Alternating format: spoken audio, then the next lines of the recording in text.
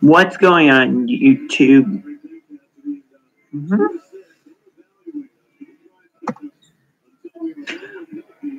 Weird. Anyway, what's going on YouTube? This is UngarToTheMax here. Salute.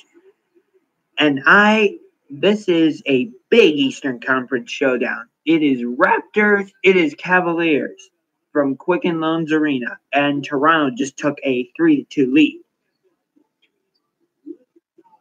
So the Cavaliers' full roster since the ridiculous trade has not had a chance to play together yet. And that continues for tonight's game because Rodney Hood is out, Kyle Korver is out due to his brother unfortunately passing away at only 27 years old. But Rodney Hood is out, Korver's out, Tristan Thompson is out. Larry Nance is out. Ty Lue is on an indefinite leave of absence. This should be a pretty good test for the Cavaliers tonight. Calderon up to LeBron. No, that was Jeff Green actually, not LeBron. So, if you got a chance to see my preview video, you probably saw me say that DeRozan and Lowry are one of the best backcourt duos in the league, as DeRozan just scored. So, going into tonight's game, DeRozan was actually questionable to play. The team wasn't sure if he was going to be able to play, since he didn't miss the last night's game at Orlando due to a thigh injury. Yeah, he's playing, as Kevin Love just scored, and it's 9-5 Cleveland. So, since Ty Lue is not coaching, it is Larry Drew coaching the Cavaliers right now, which isn't that bad because Larry Drew has coached the Atlanta Hawks previously. There's LeBron getting right to the rim. It's 11-5. And last time the Raptors and Cavaliers played each other, it was in Toronto. It was before the massive trade overhaul. And it was the worst defeat the Cavaliers have suffered in this season. 133-99. That's ridiculous.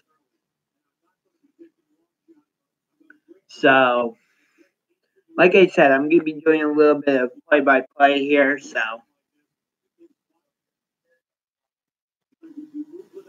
I'm going to increase the volume a little bit.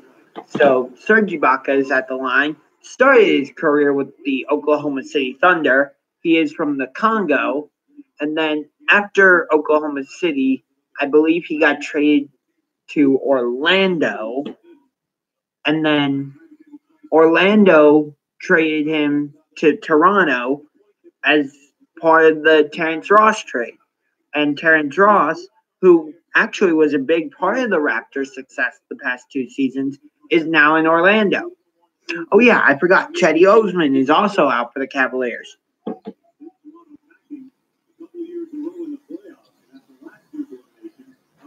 Oh, nice move by LeBron. Out to Kevin Love for 3. No, sir. And these two teams are familiar playoff opponents over the last 2 years.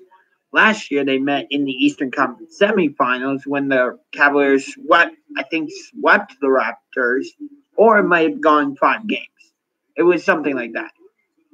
Wow, Jonas Valanciunas can actually shoot the 3 now? And then the year before that, the Raptors and Cavaliers met in the 2016 Eastern Conference Finals, and we won that series in 6 games. That was the year we would go on to win the championship. Jeff Green has actually started off pretty well. Lowry down to Ibaka. Ibaka trying to post up. Ooh, nice pass to Jonas Valanciunas. Post up. Yes. And it's 13-12. I'm going to see if I can get this to work because I'm doing this on my laptop, whereas I usually do it on my iPad. But I'm going to see if I can get it to work.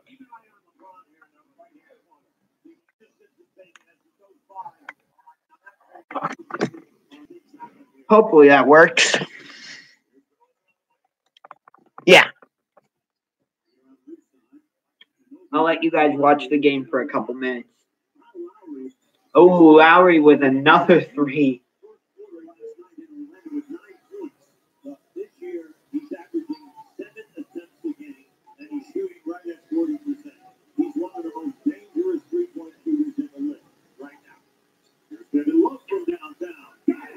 Hey, a three for you, a three for me. That's how it works in this league now.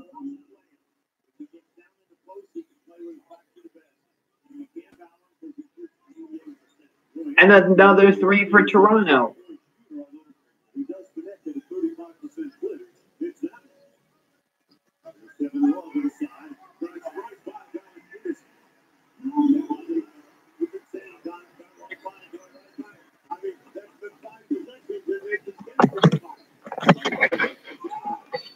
All right. And Valanciunas is going to the free throw line with the chance for an and one. So Quicken Loans Arena is down in downtown Cleveland, and it's right next to another stadium that I wish I could go to, and that is Progressive Field, which is the home of the Cleveland Indians.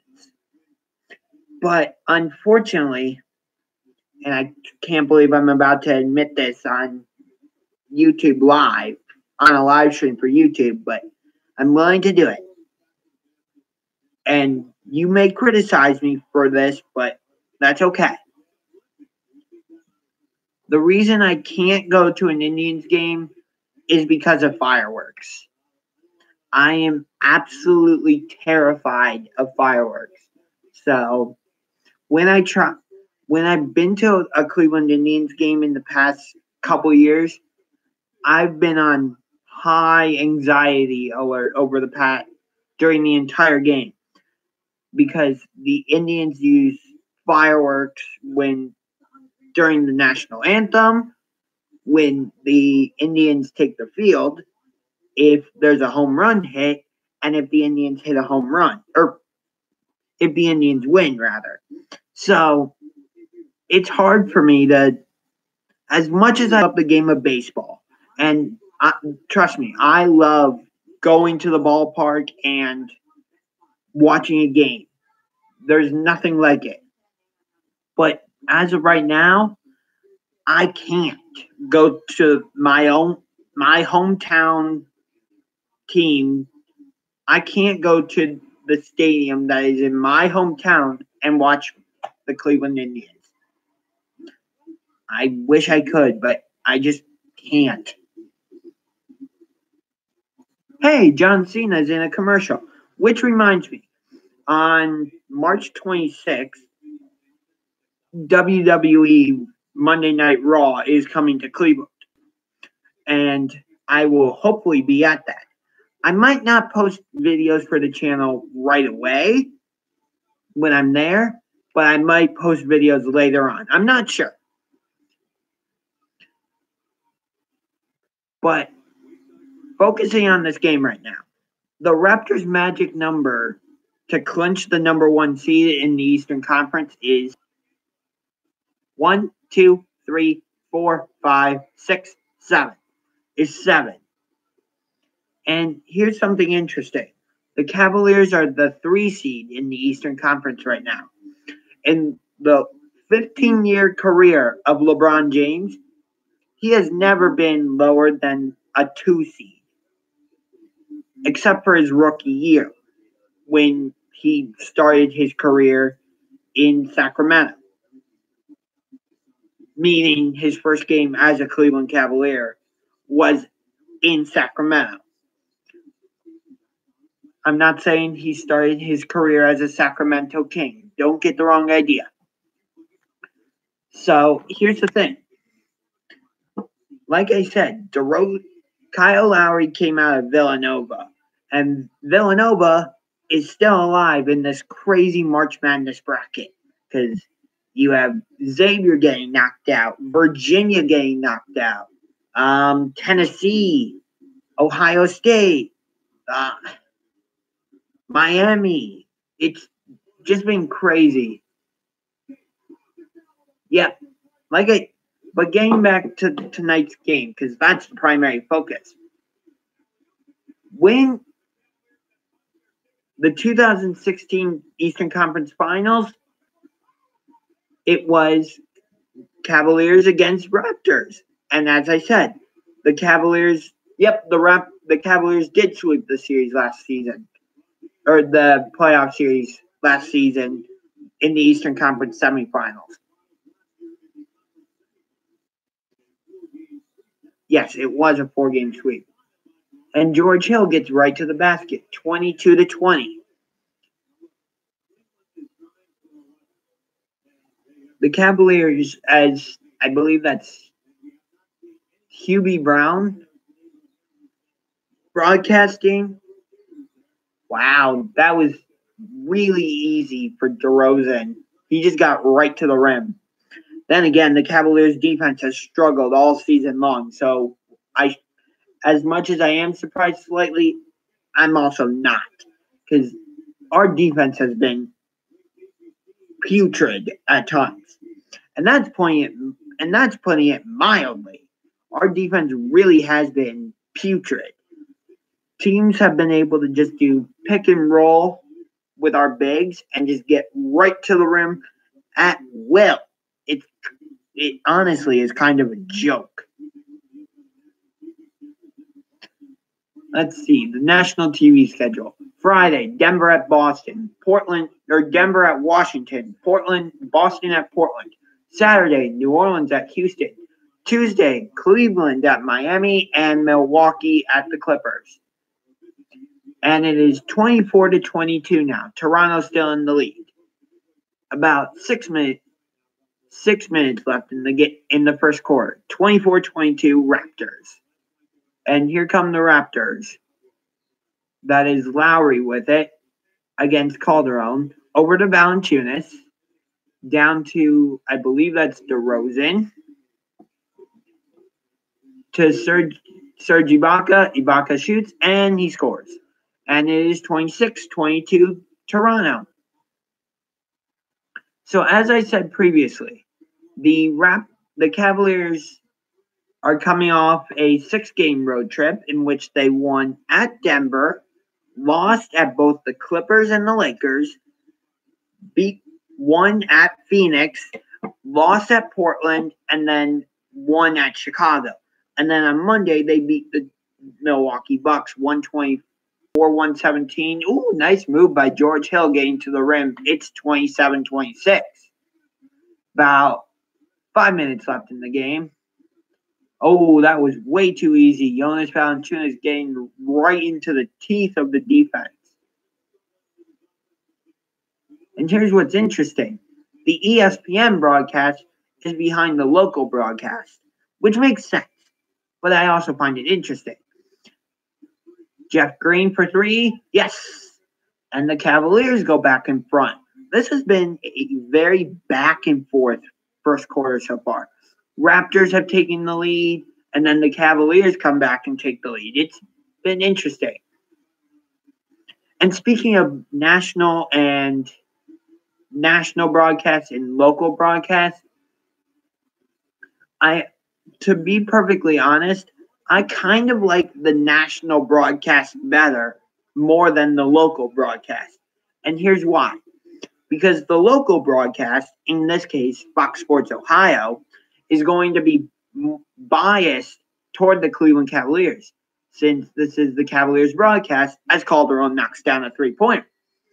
But the national broadcast, and in this case, that's ESPN, they're not biased towards the Raptors or the Cavaliers.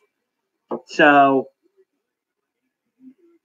they're going to talk about both teams more on an equal basis.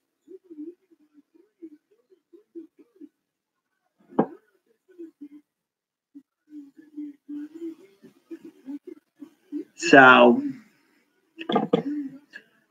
I'm going to let you guys watch the game for a little bit on the Cavaliers broadcast.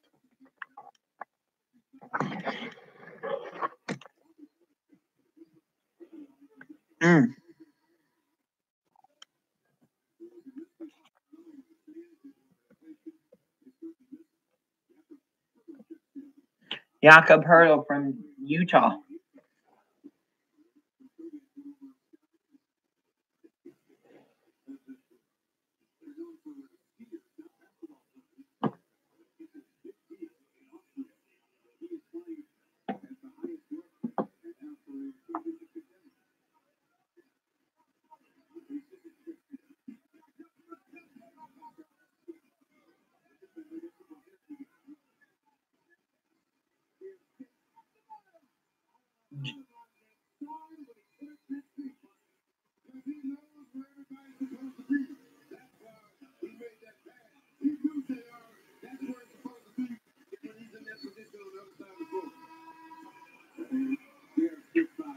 Timeout, Toronto. So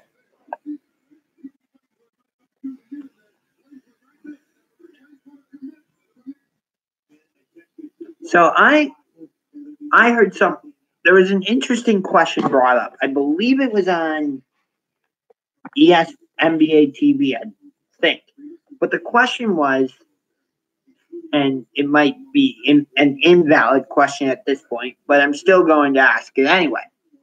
And the question is this: is it more important for Boston to have home court advantage throughout the Eastern Conference playoffs, or is it more important for Toronto to have home court advantage and have the number one seed? And in my opinion, the answer is obvious. It's Toronto. Because would you rather go into Boston and play Game 7? Or would you rather go into Toronto and have to try and win a Game 7? Personally, I would much rather go into Boston and try and win a Game 7. Now, you might be thinking, what the heck? Boston is a playoff atmosphere with all those banners. In a Game 7, you might be intimidated. Wait a minute. First off, the Celtics haven't won a championship since 2008. Congratulations to Paul Pierce on getting his jersey retired. And thankfully, the Cavaliers had traded Isaiah Thomas.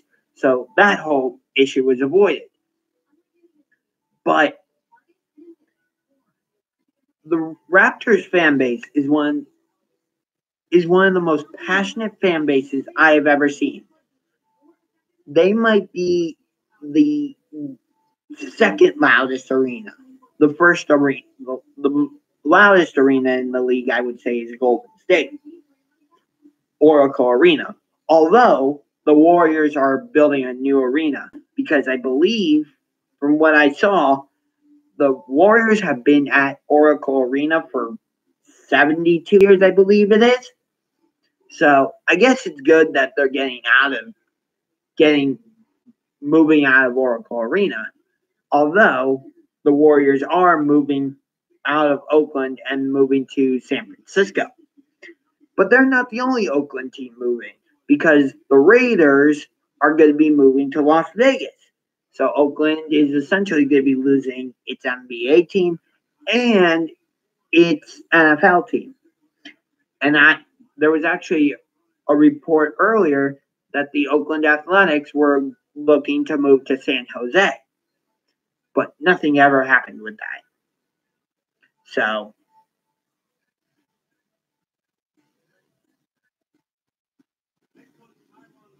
and we are back from commercial break. And the Cavaliers are wearing their away red jerseys, even though it's a home game.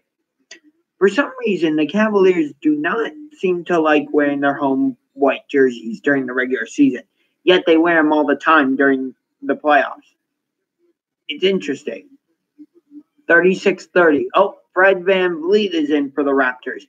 He had a good career at Wichita State, and he played well against the Cavaliers in Toronto the first time. I think he had like 25 points or something. as Van Vliet. It's a three-pointer, and it's 36-33. He's 40% from three-point land. And speaking of the three-point line, there was maybe a year ago or something.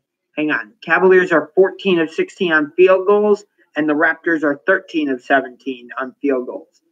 But I actually heard a report that the NBA was considering adding a 4-point shot. A 4-point shot? No, NBA. That is not a good idea. Because I think that, let's say it's late in the game, tied with, 15 seconds left.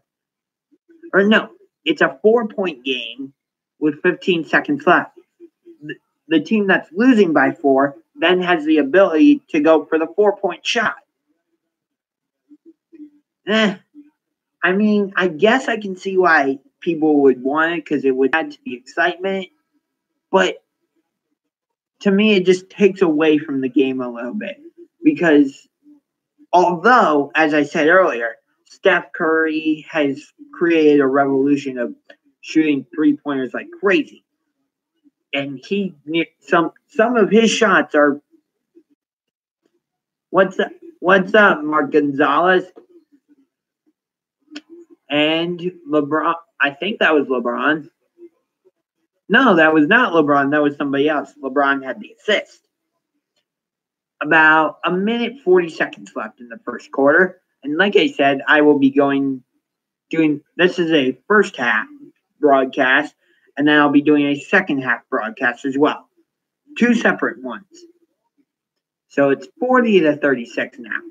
And like I said earlier, the Raptors' magic number, Zizic with the nice dunk. He's been getting some more playing time due to all the injuries. And he's played well in his time. 14 of 19 for the Raptors, 17 of 21 for the Cavaliers in terms of field goals. 42-38 now. George Hill with it. Or is that, nope, that's Jordan. That's George Hill. And that's a travel. And it's Toronto ball. 53.1 seconds left.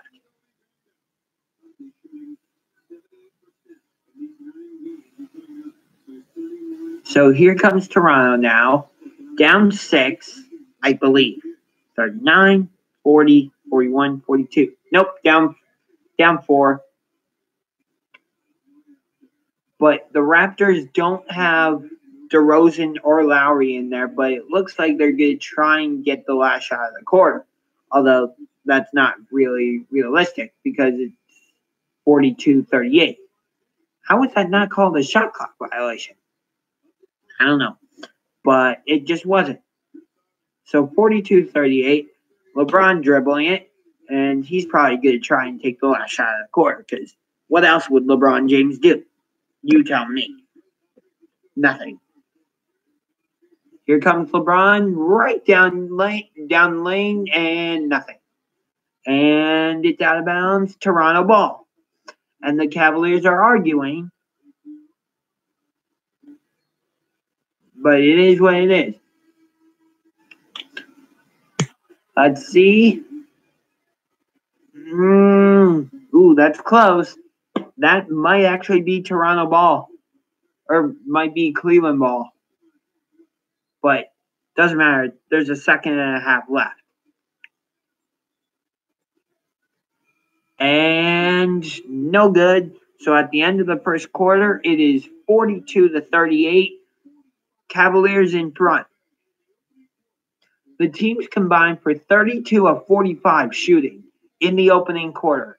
That is ridiculous.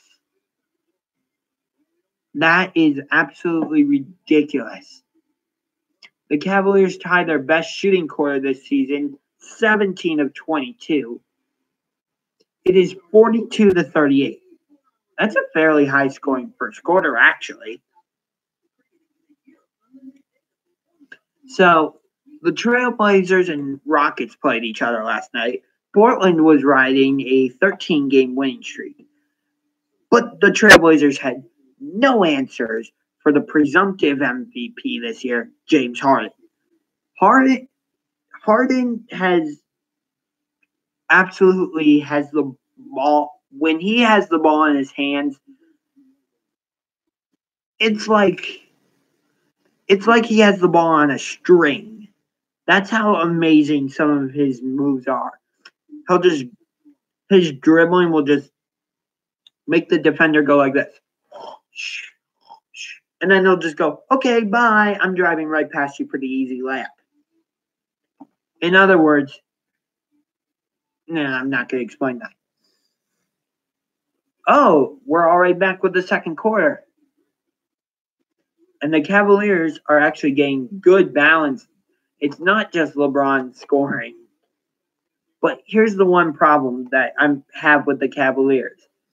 Is when we had Kyrie the past 3 years with LeBron, it meant that LeBron didn't have to do all the scoring because he had a second superstar. Although the exception to that rule is that they both had 41 points in Game 5 of the 2016 NBA Finals. But in general, when Kyrie was still with us, LeBron didn't have to carry the scoring load. Well, now that we traded Kyrie away and then traded Isaiah Thomas and Jay Crowder, LeBron has to be the primary scorer now. So that's the only issue I have with trading Kyrie, because now LeBron doesn't really have a second superstar or all-star, which the league has become in that sense. And many people will say that the culprit to creating these super teams is the Miami Heat, when LeBron James teamed up with Dwayne Wade and Chris Bosh in 2010. And I understand why, but I don't believe that's true. And here's why. Because what did the Boston Celtics do in 2008? They had Paul Pierce in place already, but they traded for Kevin Garnett, and they had Ray Allen. Quick side note, 14 assists on 17 field goals for the Cavaliers. So I think it's the 2008 Boston Celtics who are to blame for starting this wave of super teams, not LeBron, Bosh, and Wade. Geez, 15 of 23 for Toronto, 17 of 22 for the Cavaliers. So neither team has really played defense. And it's funny because Dwayne Casey just said, whichever team plays defense first is going to win. In that case, I have to agree.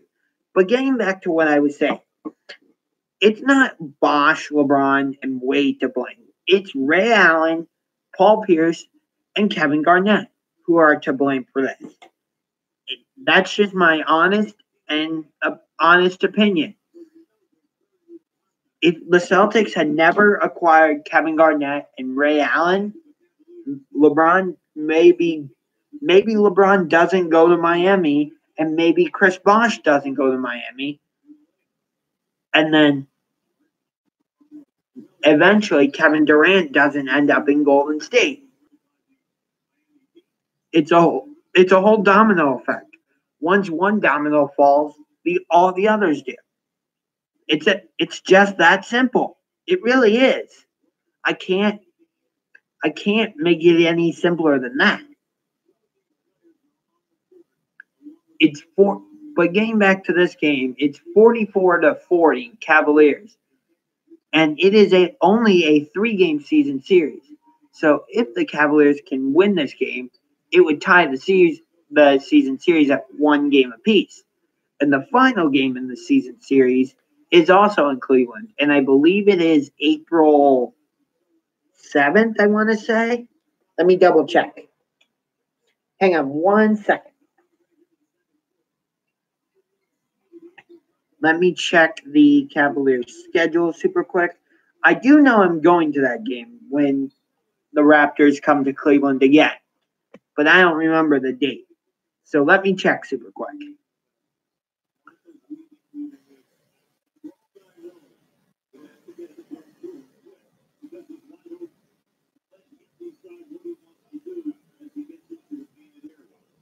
April 3rd. So I'll be at that game. I'll be doing, as with the WWE, I'll be making videos, but I might not post them on the channel right away. And might wait a couple days. Wow. The Raptors bench since February 1st. First in points, third in field goals, first in 3-point field goals made. That's big. That means that when DeRozan and Lowry go to the bench, they don't have to worry about the bench letting them down like some teams did. 46-41. Here come the Raptors. And easy layup. Stop me if you've heard this one before. Easy layup for a Cavaliers opponent. Crickets. Because that's been the defensive theme all season. Then again, I never felt like our defense has been that great in the 3 years, over the past 3 years. Oh, I think his name's DeLon Wright from University of Utah, I believe. And it's 46-43. I do wish the one season that the Cavaliers had won a championship before 2016 was when we had Wally Zerbiak, Ben Wallace, Drew Gooden, Larry Hughes, Sasha Pavlovich. I wish we had won a championship. The Cavaliers have been to the finals, 2017, 16, 15, 14. No, 2016, 17, 16, 15, 4 times. What's up? What's up, Mike Wazowski? Your last name is similar to Mike Wazowski from Monsters, Inc. That's actually kind of cool. 46-43. Yeah, the Cavaliers are 1-3 in the NBA Finals. Although, that's funny. That's funny that's where you got it from. 46-43. And Fred VanVleet is wide open for 3, and it's 46-46. Ay, ay, ay. But the one year I wish we had been able to win a championship was 2007, when the Spurs swept us. Because we had Larry Hughes, we had Drew Gooden, we had Sasha Brown, Ira Newbold, Danielle Marshall, Zydrunas Ilgauskas, or just Z for short. We had LeBron, we had Drew Gooden, Scott Pollard, but honestly, we did not deserve to be in that finals because the Spurs just overwhelmed us. So it was LeBron that carried us that season, flat out. It was for sure LeBron that carried us. That's just how it is. That's just how it is and how it was. I know that might sting for Cavaliers fans. It stings for me to even say that, but it's the honest truth. We didn't have anybody else. LeBron had to pretty much do everything by himself, which he did, especially in that Game 5 against Detroit in the Eastern Conference Finals. I think he had like 41 points that game, although in Game 6, Daniel Gibson was hitting 3-pointers. But in the NBA Finals, the Spurs were able to put Bruce Bowen on LeBron and not totally stop him, but pretty much neutralize it. And the Spurs were able to get whatever they wanted. So, but getting back to a point I was making earlier, before I quickly changed subjects for some reason. The Rockets were in Portland to take on the Trailblazers last night. Trailblazers were riding a 13-game winning streak. Houston has won 29 of their past 32 games, I believe it is. And Houston went into Portland and won that game, ending the Trailblazers winning streak. I believe the score was like 115, 108 or something like that. Let me double check. So hang on 1 second.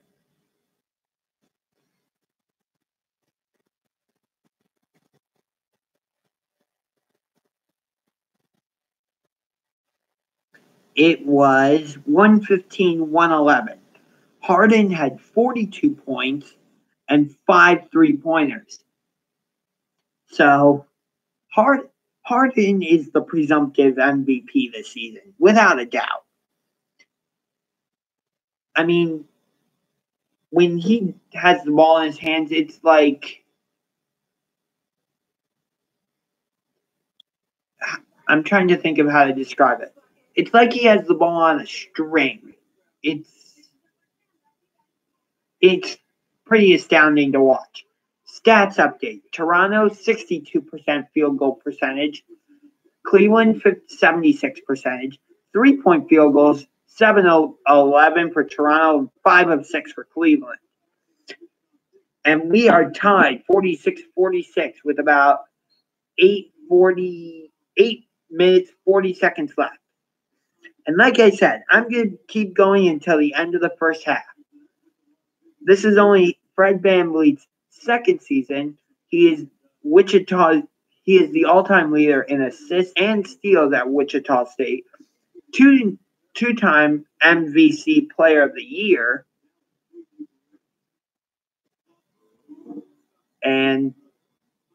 But Cleveland makes the free throw. I think that's Zizic at the free throw line right now. 47-46. Make that 48-46. And like I said at the top of this, due to all the injuries, the full team has not gone to play as one unit yet. Rodney Hood is still out. Tristan Thompson is out. Korver is not playing due to his brother passing away at the young age of 27. Rest in peace. But Chetty Osman hasn't played, is injured. Larry Nance is injured. And Tyronn Lue is taking an extended leave of absence due to health reasons.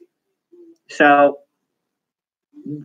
what will this team look like in the playoffs if we can get to full health? I don't know. And will we be at full health by the time the playoffs roll around? That's another question. And a lot of people are already saying that it's going to be Cavaliers-Warriors round 4 in the NBA Finals. Not so fast. Because guess what? The Warriors are decimated with injuries right now. The only member of the Big Four that played for the Warriors last night was Draymond Green. Stephen Curry is injured. Klay Thompson was injured. Kevin Durant is injured. So how will that affect the Warriors come playoff time? But right now, it's the Rockets who have the number 1 seed. And it would be huge because Houston has proven that they can beat the Warriors. They can go into Oracle and beat the Warriors. They did it on opening night. It's 52-48, getting back to the game at hand. As it looks like Jakob Poeltl scored the last basket for Toronto. Calderon called himself a bird, as Austin Carr would say. And then he hits it for 3. Calderon is actually playing against his former team. He played for the Raptors for like 7.5 years. Toronto is 7 of 12 on 3-point field goals. Cleveland, we are 6 of 8. And for some silly reason, fouled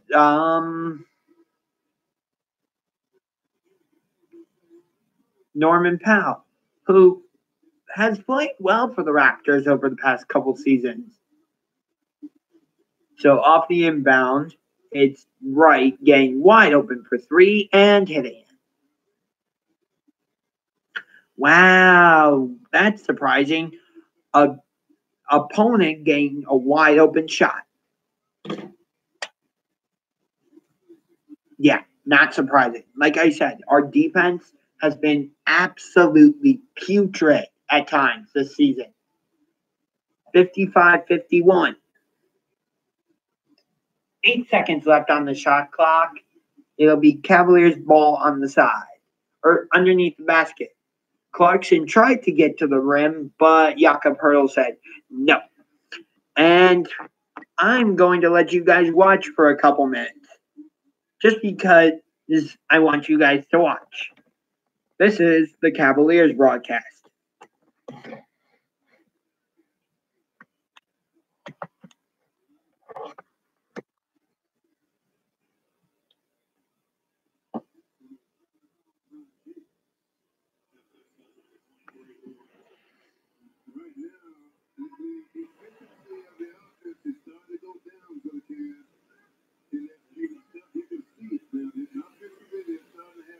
Now I'm going to switch it to the ESPN broadcast.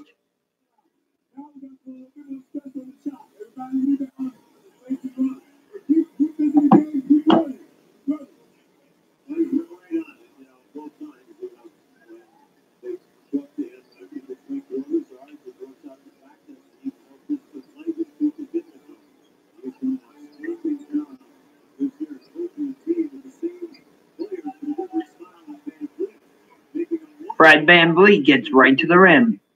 Stop me if you've heard that one before.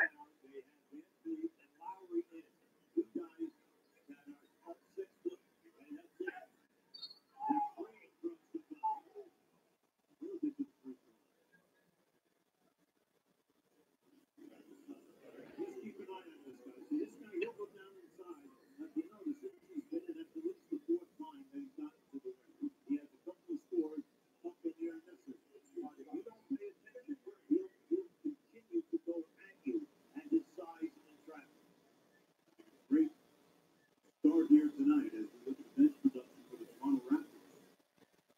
2 points fewer than the starting 33, ironically, to about 12 different pre-draft workouts as he subs out of the ballgame. DeRozan comes back in. His first 2 workouts for the Raptors were actually canceled. He didn't waver, made resolute, and things have really worked out for him to play the last couple of years. It's a great story about a player not giving up on himself because of the game. Then picking the right team. All right.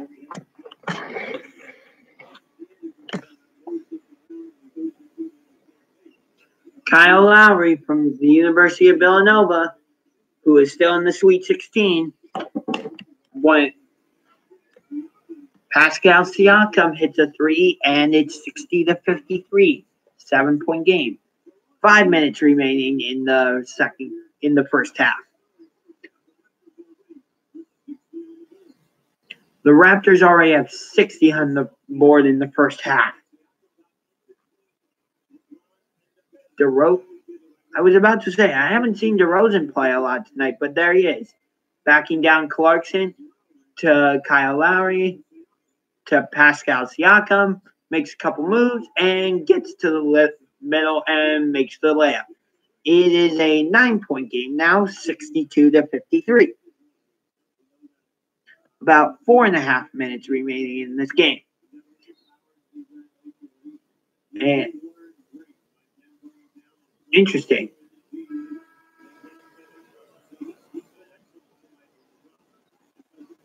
Siakam's actually done really well on LeBron so far.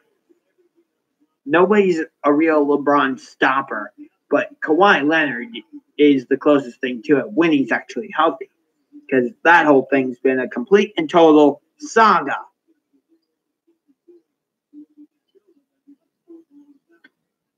So Jeff Green back in, and no.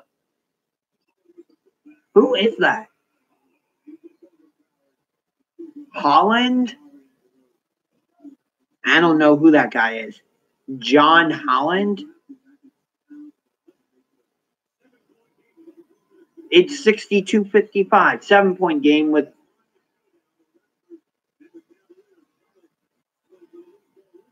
DeRozan with the big stuff.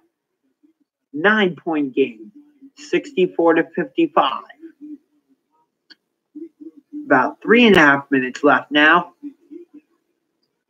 And LeBron gets to the rim. No, Jakob Poeltl's there.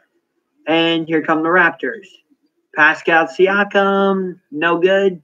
Jakob Poeltl tries for the putback. That's no good either. So here come the Cavaliers. LeBron easily to the rim. 64-57. About 3 minutes left, and timeout Toronto. Ugh. So this season has been a bunch of turmoil and adversity for the Cavaliers, from trading Kyrie and bringing in Isaiah Thomas and Jay Crowder and Ante Zizic and the Brooklyn pick, to Isaiah Thomas not being able to play until like January 2nd, and then eventually trading Isaiah Thomas. And also signing Dwayne Wade and signing Derrick Rose, and then eventually going, this isn't working, so we're going to blow up half our roster and trade Isaiah Thomas and Channing Frye to the Lakers for Jordan Clarkson and Larry Nance Jr., and then trading Iman Shumpert, Derrick Rose, and who else? Shumpert and Rose, and Crowder to Sacramento and Utah for George Hill and Rodney Hood, and then trading Dwayne Wade back to Miami for a second-round pick.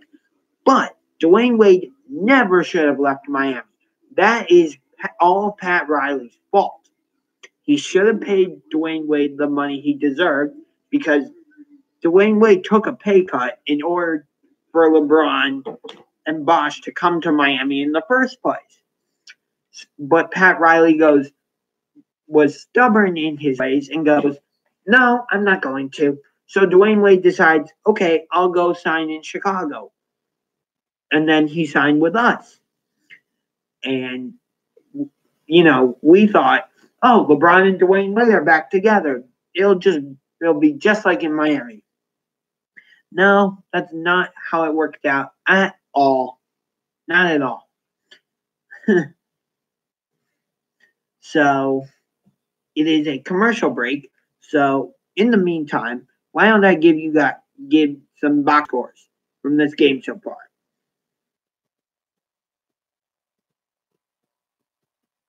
So let me pull this up here.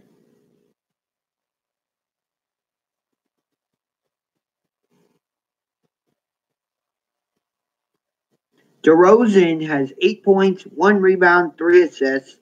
Lowry has 6 points, 2 rebounds, 3 assists. Valanciunas has 9 points, 2 rebounds, 1 assist. Ibaka, 4 points, 1 rebound, 1 assist. Fred VanVleet, 11 points, 0 rebounds, 0 assists. And then for Cleveland, LeBron, 11 points, 2 rebounds, 8 assists. Jeff Green, 9 points, 0 rebounds, 1 assist. Kevin Love, 12 points, 5 rebounds, 2 assists. George Hill, 6 points, 1 rebound, 0 assists. So, overall, pretty balanced scoring for both sides. I still can't believe the Spurs let Becky Hammon be a coach in NBA Summer League. And that's a great thing. I hope someday there is a female NBA head coach. That would be great. 6 different players have have made a 3-point field goal for Toronto so far, as Valanciunas gets right to the rim, and it is 66-57. Credit Kyle Lowry with the assist. But that was a great move by San Antonio after Becky Hammond had retired from the WNBA. The Spurs go, we're going to be a trendsetter, although it unfortunately didn't start a trend. But they let Becky Hammond be the head coach, and I believe the Spurs went on to win that Summer League championship. But I really do wish there was a woman coaching in the NBA. There are women in the NBA who are referees, so why can't a woman be the head coach of an NBA team? I would love to hear a reason behind that. Kyle Lowry for 3, and it's 69-57, 12-point game. Yeah, the Cavaliers have struggled recently against teams above 500. They have a winning record against teams below 500, but they've struggled. And it is the last 2 minutes. LeBron to the rim. That's good. And it is 69-59. Toronto is about to get 70 points in the first half. It's like I predicted that. Kyle Lowry hits a 3. It's 72-59. Yeah. This is not good for the Cavaliers. Not good at all. George Hill makes the shot. It is 72-61. So here comes Lowry to Fred VanVleet. VanVleet, a couple drop balls up to Valanciunas. Easy dunk. And it's 74-61. If only we hadn't traded Kyrie Irving and somehow the two, LeBron and Kyrie, had worked something out. Or if only we would have actually traded for Paul George. We possibly could have traded for Paul George with how little the Thunder had to give up to get him. All the Thunder had to give to Indiana was Victor Oladipo and Nick Collett and Sabonis, I believe it was. And look, Paul George is thriving in Oklahoma City.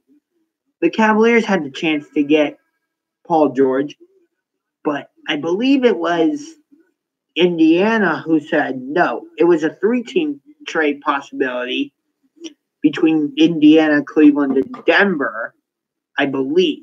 Let me double check. Indiana, Cleveland, Toronto. Or no, Denver. I'm looking this up, so hang on 1 second. Yep, report from CBS Sports. Cavs, Pacers, Nuggets discussed 3-team trade involving Paul George and Kevin Love. But unfortunately, it didn't happen.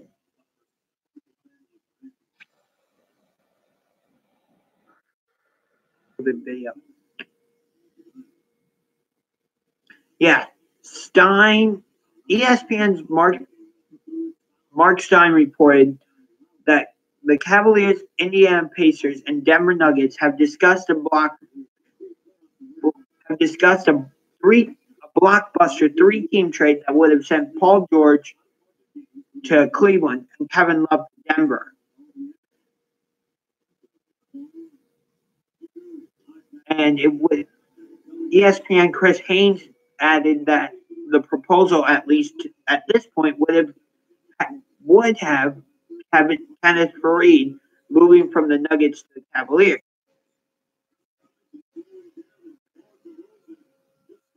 And Joe Verdon, in a tweet, said, I can confirm that the Cavs did hold discussions to send Love to Denver and get Paul George from Indiana on draft night.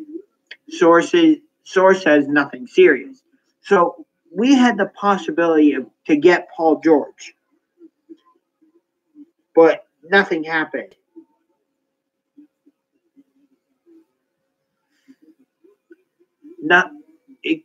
what could have been. And a three-pointer to close out the first half. So I hope you guys enjoyed this first half live stream of Raptors Cavaliers. At halftime, it is 79-64, Toronto in front. So after halftime, I will be back for the second half. But for now, on this March 21st at 8:06, or in military time 20:06, this is UngarToTheMax signing off. Salute, go Cavs, and go Jackets. If you liked this video, punch that like button like a UFC fighter, and punch that subscribe button as well. See you guys in the second half.